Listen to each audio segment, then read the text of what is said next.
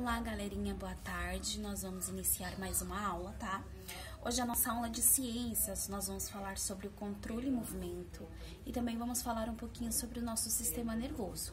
Nós falamos nas aulas passadas sobre o sistema cardiovascular, falamos também sobre o sistema urinário e agora hoje a aula é um pouquinho diferente, é o controle e movimento sobre o nosso cérebro, tá bom? As nossas páginas de estudo é da página 18 até a 23. Nós temos um textinho aí pra gente ler. Logo em seguida eu vou bater um papinho com vocês, tá? Então vamos lá. Controle e movimento. Página 18. Observe a imagem a seguir. Então, o que vocês vão fazer de primeira? Tá vendo essa imagem aqui? Vocês vão pegar e vai olhar um pouco fixamente para ela. E vocês vão ver que a imagem se mexe, né? É uma ilusão de ótica isso. Então, vocês vão pegar, vão analisar, vão ver que dá a impressão que a imagem tá girando, tá rodando, tá? Então, vamos lá. Que impressões você tem ao olhar para essa imagem, tá? O que você acha que tá acontecendo quando você olha essa imagem? Você vai descrever aqui. Nada muito grande, tá? Escreve pequenininho para que caiba na apostila. Vamos lá. Essa imagem parece estar em movimento devido à ilusão de ótica. Mas você já pensou que a ilusão de ótica tinha a ver apenas com seus olhos? Está enganado. Então, essa ilusão de ótica não está ligada apenas aos nossos olhos. Tem toda uma porção de coisa por trás dela aqui. Então, que o sistema do corpo humano também é responsável pela ilusão de ótica, né? Então, não é somente os nossos olhos, é todo o nosso sistema nervoso. Então, nós vamos estudar um pouquinho. Sistema nervoso. As informações observadas por nossos olhos, como as da imagem anterior, que é a ilusão de ótica, são interpretadas pelo sistema nervoso. Além de interpretar o que acontece com o nosso redor, o sistema nervoso é responsável pelo comando do funcionamento do nosso organismo. Comandado pelo sistema nervoso, nosso organismo realiza diversas ações. Algumas são realizadas de forma involuntária, como a digestão, a respiração e os batimentos cardíacos. Outras são realizadas de forma consciente, como ler, correr, pular e brincar. Então, o que é o involuntário? Quando nós não fazemos, como ele faz sozinho, que é a respiração, né, o batimento cardíaco, esse tipo de ação, ele trabalha sozinho, então é involuntário. E o voluntário é tudo aquilo que nós fazemos, como pular, brincar, correr, ler, enfim. Então, essa é a diferença do voluntário com o involuntário, tá bom? Nós aqui do lado, aqui abaixo, desculpa, nós temos duas imagens, né? Que é aí uma galerinha, um monte de índio brincando na água. E aqui tem uma criança dormindo. Então, vamos lá. Os movimentos do corpo são coordenados pelo sistema nervoso. Então, todo o nosso movimento que nós fazemos, quem comanda isso é o sistema nervoso, tá bom? Nossa respiração é uma ação involuntária, né? Ela faz sozinha naturalmente, controlada pelo sistema nervoso. Então, tudo que nós fazemos, seja ele voluntário ou involuntário, é tudo ligado ao sistema nervoso, tá bom? O sistema nervoso é formado pelo encéfalo, medula espinhal e nervos, né? Então, aqui nós temos essa imagem aqui, né? Que nós conseguimos identificar que é a medula espinhal, o encéfalo, o nervo de baixo e o nervo das pernas. Vamos lá na página 20. Encéfalo. O encéfalo fica no interior do crânio. É dividido em três partes principais. Ou seja, nosso cérebro, ele é dividido em três partes, tá? Que é o cérebro, o cerebelo e o tronco encefálico, né? Aí aqui nós temos a imagem, que ele é dividido aqui em três partes. Ó, cérebro, cerebelo e o tronco encefálico. Que tudo isso não deixa de ser o encefálico, tá? O cérebro é a região mais volumosa e coordena os movimentos voluntários, como correr, pular e brincar. Então, o cérebro, ele que fica aí comandando essa função de correr, de pular e de brincar. O cerebelo, ele é responsável pela manutenção do equilíbrio corporal, pelo movimento dos músculos. Olha que legal. E o tronco encefálico controla as ações involuntárias, como os batimentos cardíacos e respiração. Então, nós conseguimos identificar que o cérebro, ele é um conjunto só, porém dividido em 3 partes e cada um tem a sua função. O cérebro, né, ele é responsável pelos movimentos voluntários, é tudo aquilo que nós sentimos vontade de fazer, que é correr, pular e brincar. O cerebelo, ele é responsável pelos nossos movimentos do equilíbrio do corpo.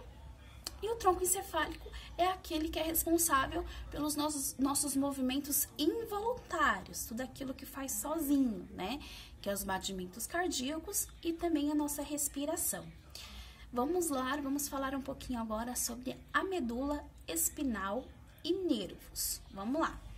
A medula espinal é protegida pela coluna vertebral e funciona como um cordão por onde passa todos os impulsos transmitidos entre o encefalo e o corpo. Ela também é responsável por elaborar respostas rápidas que não precisam passar pelos encéfalos, os reflexos. O que são reflexos? São um exemplo. A mamãe tá fazendo uma comida, a mamãe e o papai tá fazendo uma comida bem gostosa e de repente você põe a mão na panela. Quando tá quente, automaticamente a gente faz assim, ai, né? Esse é um reflexo que a gente tem, tá quente a gente logo já tira, né?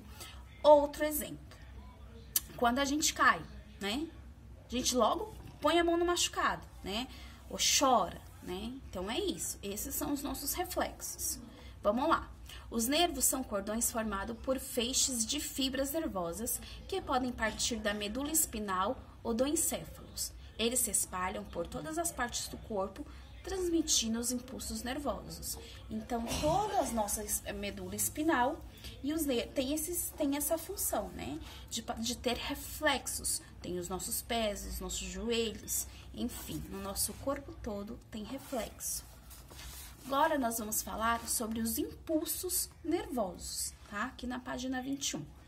As principais células do sistema nervoso são os neurônios. Vocês já ouviram falar? As pessoas falam, ai, eu tô queimando neurônio, né? Quando a gente pensa demais. Então, vamos lá.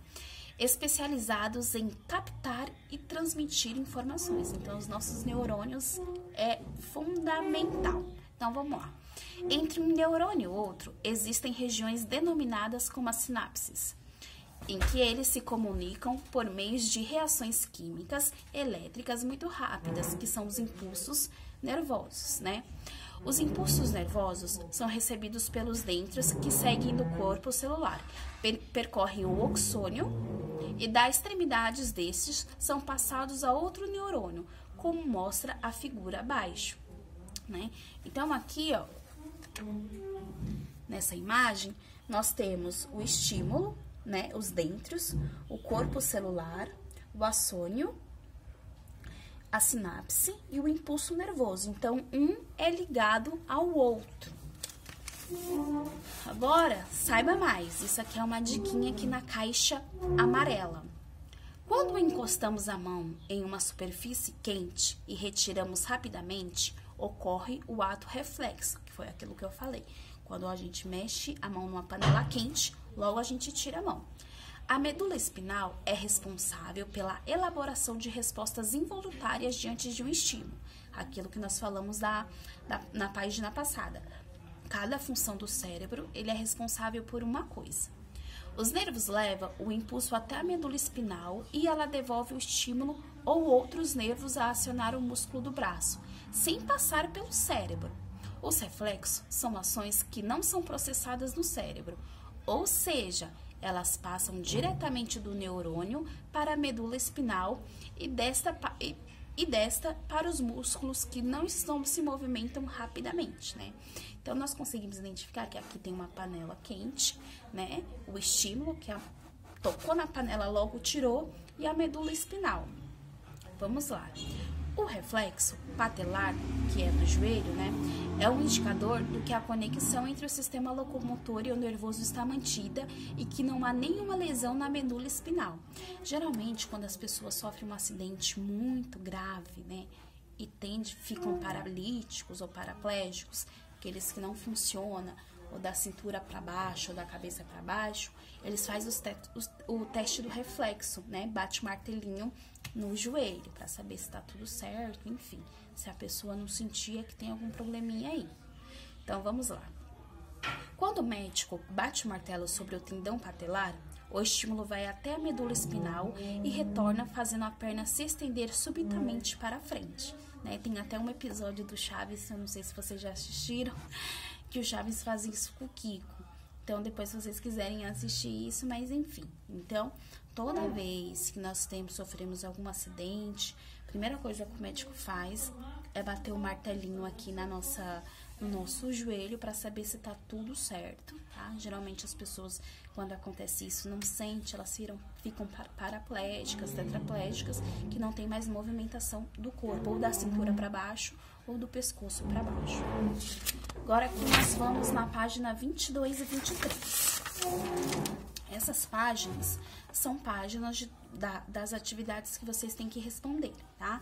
Então, vocês vão dar uma olhadinha em tudo que nós estudamos agora, sobre a nossa parte do nosso sistema nervoso, e vão responder, tá? Não é nada difícil. Vamos lá. Associe as partes do encéfalo às suas funções, numerando-as corretamente. Lembra que eu falei agora há pouco que o nosso cérebro ele é dividido em 3 partes, cada um tem a sua função? Então, vocês vai colocar, né? Então, tem 3 caixinhas e tem 3 numerações. Vai colocar cada uma na sua ordem, tá bom? Vamos lá. Escreva o nome das partes dos neurônios indicadas na imagem a seguir, depois circule de azul a região onde ocorre a sinapse, né? Então, vocês vai lá dar uma olhadinha na página 21, tem todo o desenho aqui. Então, vocês vão olhar e vai responder, tá? 3. Explique como ocorre o impulso nervoso. Como que ocorre o impulso, tá? Também tem aqui no texto, dá uma olhadinha e escreve. Lembrando que não precisa ser nada muito extenso, tá? Seja sucinto nas respostas, tá? Achou? Coloca aqui. Agora, nós vamos lá na página 23, tá? Sobre o sistema nervoso, assinale V de verdadeiro e F para falso nas frases abaixo. Então, vocês vão ter 3 caixinhas aqui, né? Então, vocês vão dar uma olhadinha no que é verdadeiro ou falso. Como eu sou uma pro muito boazinha, eu já indico que tem 2 verdadeiras e uma falsa aí, tá bom? Então, aí vocês vão colocar. Agora, um pernilongo. Assinale as imagens, as legendas e classifique as ações voluntárias e as ações involuntárias. Lembra que eu falei no comecinho da aula que ações voluntárias são tudo aquilo que nós fazemos, involuntárias são aquelas que o nosso corpo mesmo faz, produz sozinho, tá bom? Então, dançar uma coreografia, ela é voluntária ou ela é involuntária? Piscar os olhos ao longo do dia, ela é involuntária ou voluntária? Salivar ao ver uma comida apetitosa, ela é voluntária ou involuntária? Escrever uma carta, arrepiar-se ao sentir frio ou tocar um instrumento musical. Aí vocês vão responder aí pra todos, tá bom? Espero que vocês tenham gostado e tenham uma boa tarde.